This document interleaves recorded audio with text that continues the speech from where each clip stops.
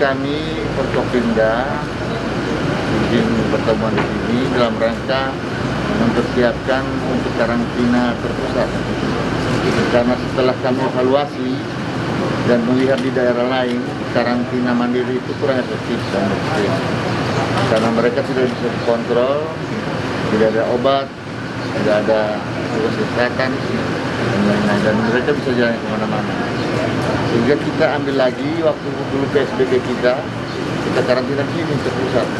Jadi bisa dikontrol. Kan masih ada rumah sakit buat tempat karantina. Kenapa langsung memilih ke sini? Rumah sakit itu kalau sudah bergejala, ya, ada komorbid. Tapi kalau dia positif tapi tidak ada gejala, oke ya, baru kita balik ke rumah sakit. Karena di rumah sakit kita cuma ada dua, Alisab sama Ainun.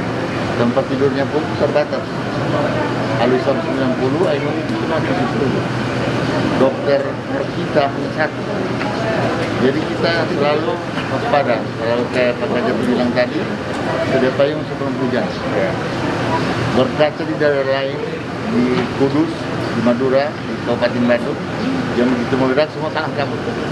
Dikerahkan semua ya. Itu jangan sampai terjadi di Gorontalo, kami sudah sedia payung sebelum hujan. Ya. Mulai kapan Pak digunakan Pak ini Pak? Ya, kalau ini sih karena masih merupakan pemiliknya dari pusat kementerian, kita lagi izin, takkan izin.